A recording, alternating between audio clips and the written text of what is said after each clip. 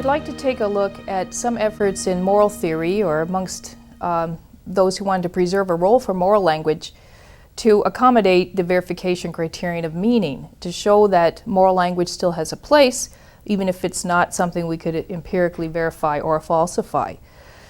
First, we need to distinguish between two things: metaethics, as it came to be known, and normative ethics. Normative ethics used to just be called ethics. Normative ethics is just an attempt to discover what is the good for human beings, what things are right and wrong. Should we base moral norms in human nature, or should we base them in an attempt to maximize the greatest good for the greatest number, and so forth? So there have been many different attempts to supply a theory of what's the basis of good and what makes moral claims to be true and false, and so forth. That's normative ethics, and practiced by Aristotle and John Stuart Mill and so forth. Metaethics, though, is just an attempt to look at the nature of moral language. And metaethics didn't really become a serious aspect of study until the 20th century and the reign of positivism. Because once positivism came on the scene, it turns out that moral judgments don't have any verifiable content to them. And you remember that according to Schlick, therefore, and to A.J. Ayer, this means that they're pure nonsense, or it seems anyway, they're just pure nonsense. They're not true, and they're not false. They make no claim at all. All right, so given that moral language persists, right, people continue to make moral judgments, what on earth is going on there? What is the nature of these kinds of moral judgments? What's the function of sentences that have words in them like right, wrong, good, bad, and so forth? So the verificationist criterion had determined that moral language, strictly speaking, you might say, doesn't make any assertion. If it did, we could verify it or falsify it. So if you say that giving blood is a generous act, that makes no assertion. Even though it looks to be an assertion, it looks like this has certain property, right? Giving blood is a good and generous action. In fact, it's not a statement. It's misleading to see it as a statement. All right? Goodness is not an empirically accessible property of actions. Neither is generosity. So moral judgments have no cognitive content. They don't make a claim. And the positivist view of moral language came to be known as Non-Cognitivism.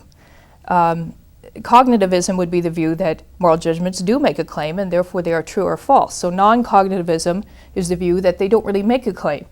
They're not making any kind of assertion that could be grasped by the mind, as it were.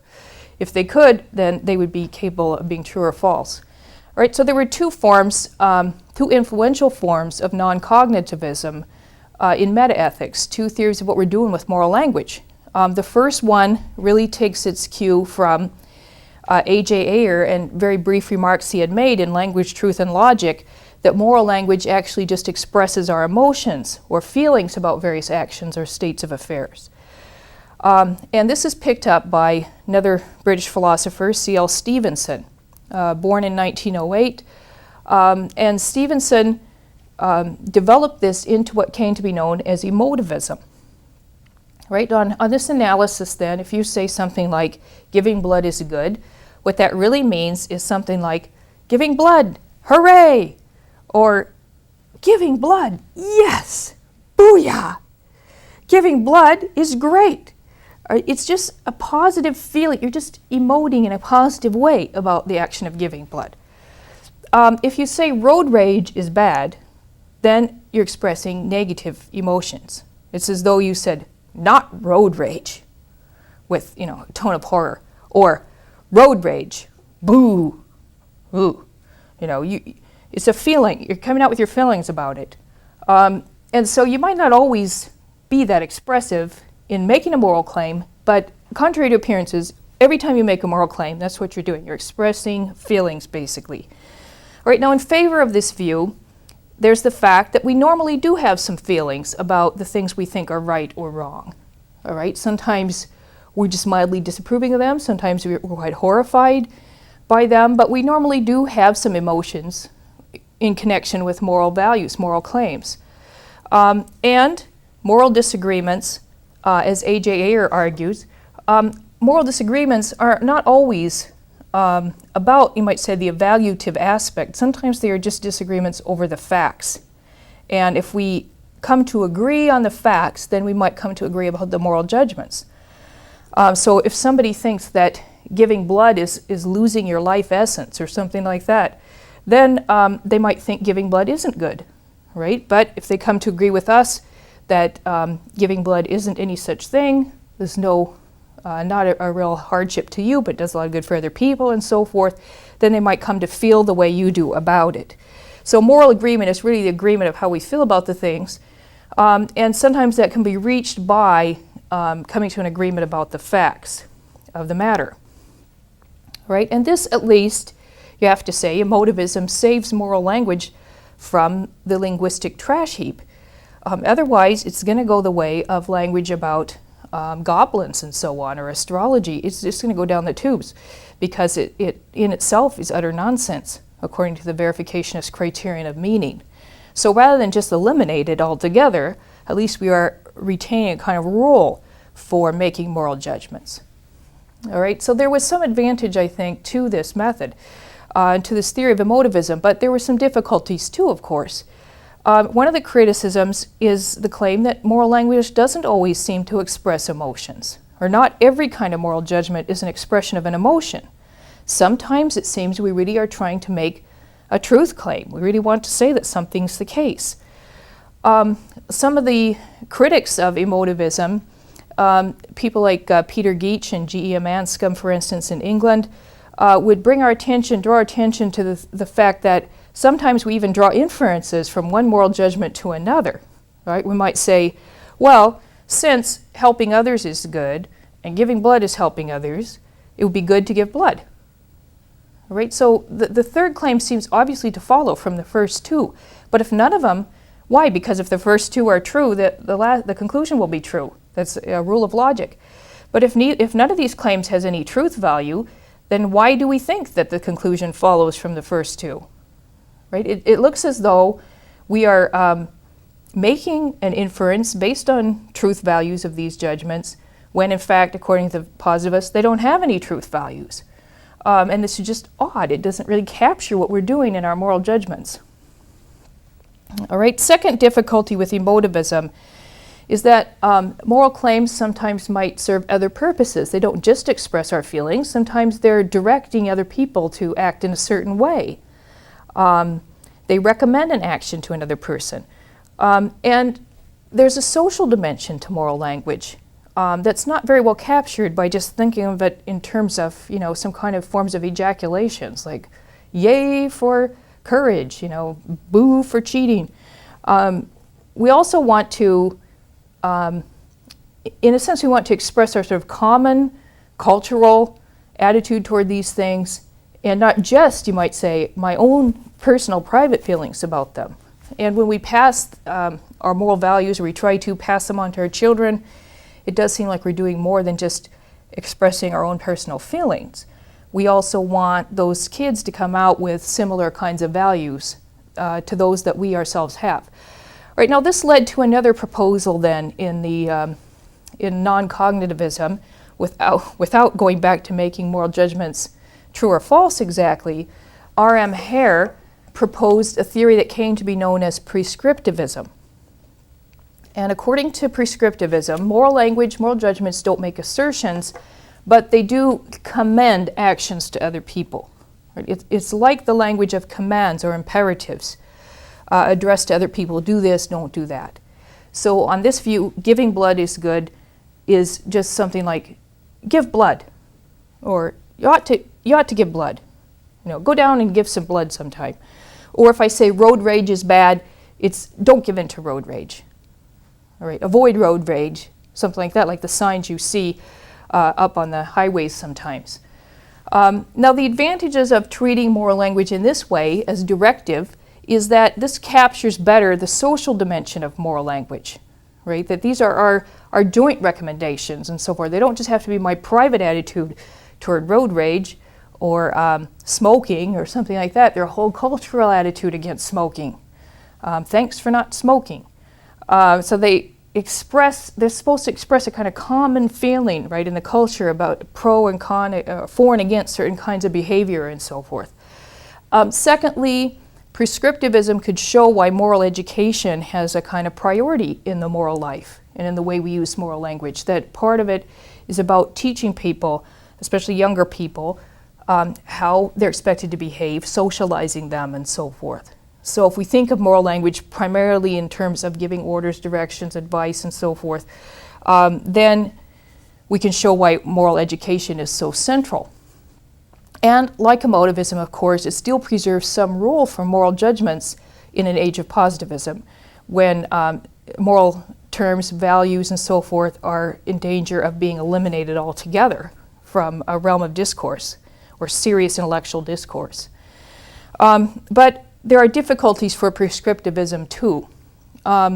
One is the same as for Emotivism, that is, it doesn't allow for any truth values for these statements because commands, right, are not true or false. Right? If somebody says, pay your taxes, you can't just say false,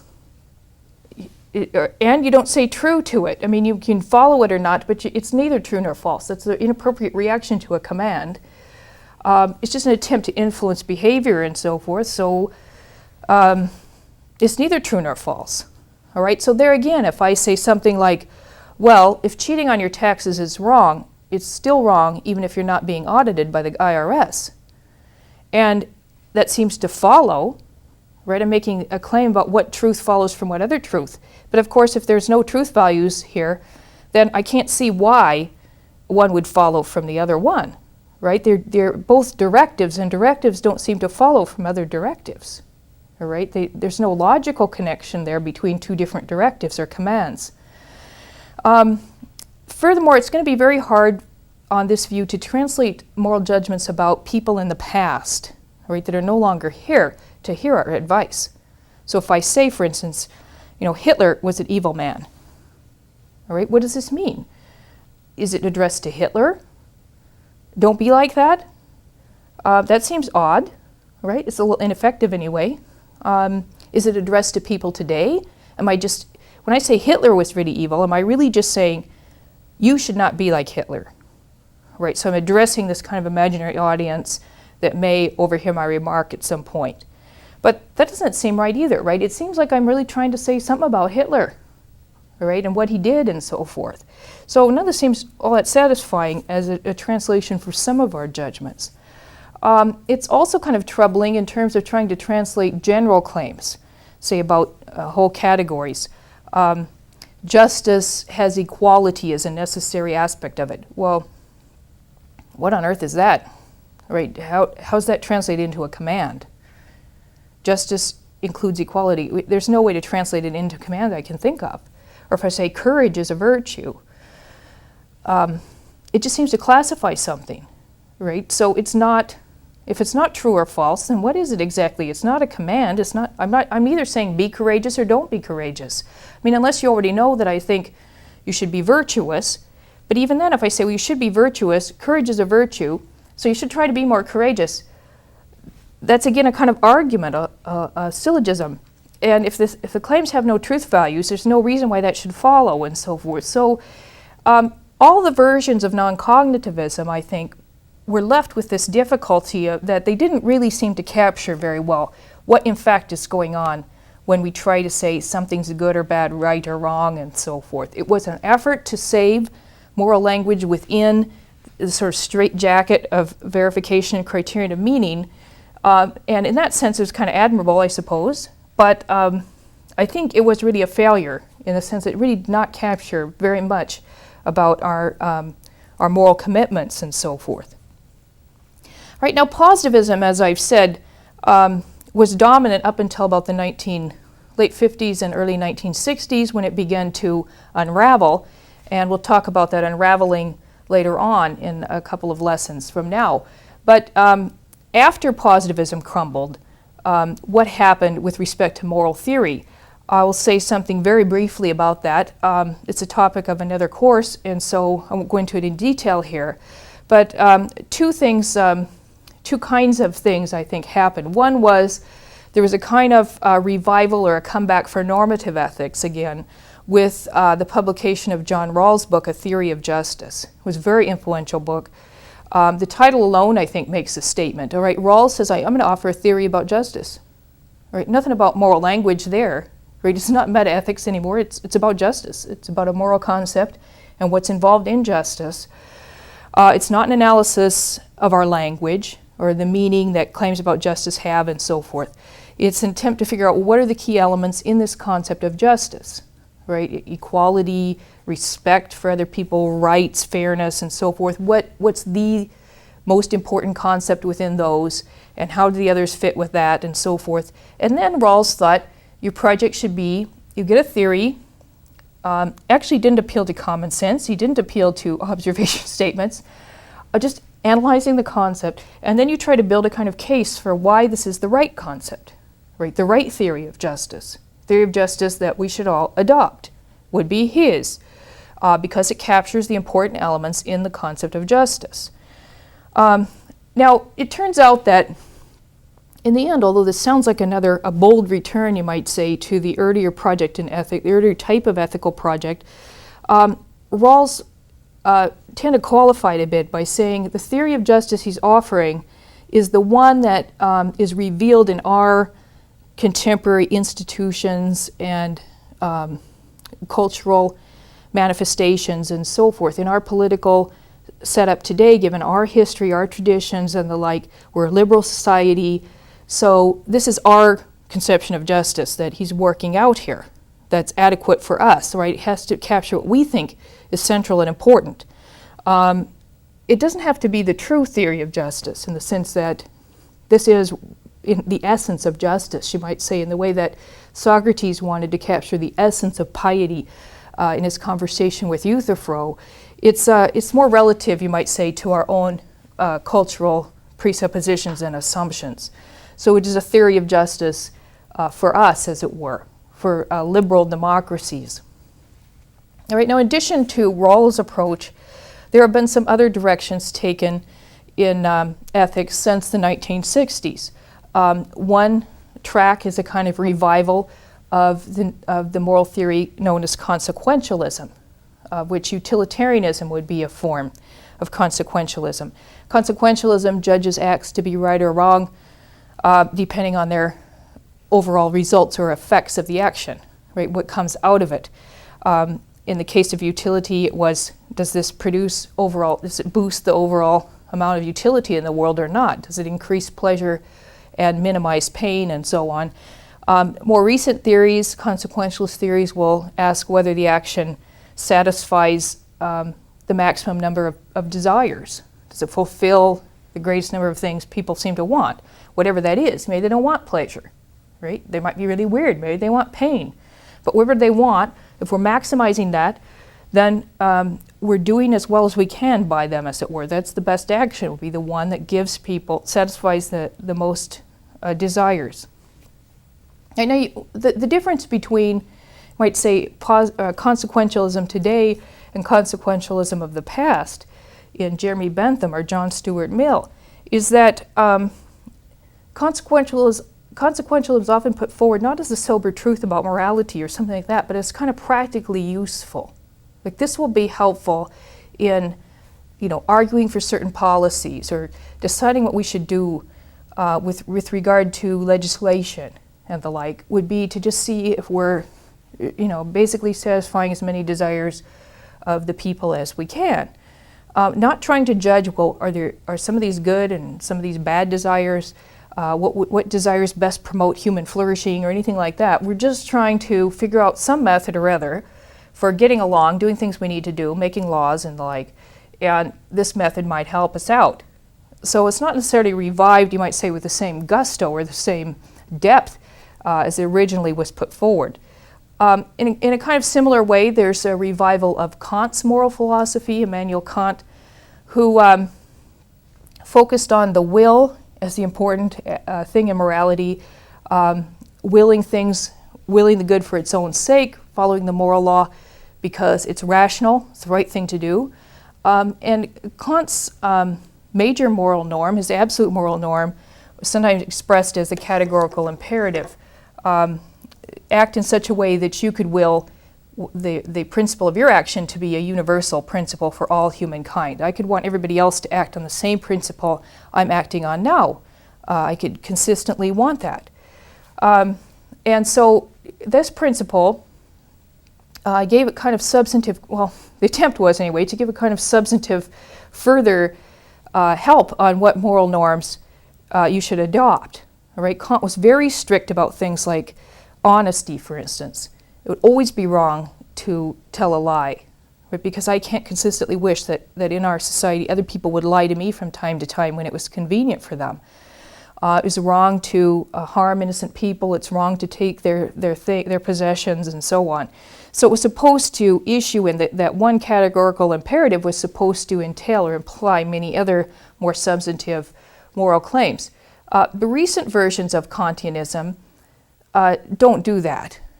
They no longer defend the categorical imperative as the sort of fundamental principle of morality, as the only rational principle, but they do preserve Kant's emphasis on the will, and especially his emphasis on autonomy, on, in a sense, choosing the moral law oneself. All right, so I now become, in the literal meaning of autonomy, a law to myself. I make up my own rules, and whichever ones I choose are fine. There may be a suggestion that I should stay consistent with my own choices, but there is no way, there's no absolutely objective way of deciding which one of these moral norms is the right one, or which ones are better than others. If I've chosen, the main thing is that I am doing what I should try to maximize my own autonomy and the autonomy of everybody around me, because it's a liberal society. So I should make sure everybody can, as much as possible, do whatever they want to do. All right. Finally, there's been a kind of revival of a version of virtue ethics of the sort you find in Aristotle, for example, and Thomas Aquinas. Sometimes it's revived without any kind of Aristotelian foundations. In fact, normally it doesn't explicitly appeal to any foundations in the sense of, well, given human nature, this is what it means for human beings to flourish or to be perfected, and these are the qualities, the virtues that will perfect us. There's no appeal to human nature, because human nature is a concept that, as we've seen, the positivists had little use for, had total contempt for. Right? It's been almost a term of abuse in philosophy to say that somebody is committed to essentialism, that there is something in common. Let's say there's an essence of human beings, or there's something in common between all human beings. I think that's still a belief of common sense, a judgment of common sense, but it's a really difficult. I mean, even if you believe it, you can't say that you're committed to essentialism. It's just a non-starter. So rather than start with human nature or something that controversial, something in terms of metaphysical foundations, you could just try to justify appeal to virtues in other ways. Right? You could say that if we're trying to think of the moral life as an attempt to acquire virtues and stable virtues and so forth, has a lot of explanatory power. It's appealing to common sense. It captures a lot of our moral language. It would explain why we do think that it's good to be generous, not just to give money, but to be generous. Right? In fact, even if you don't have any money to give, it's still good to be generous of heart and so forth.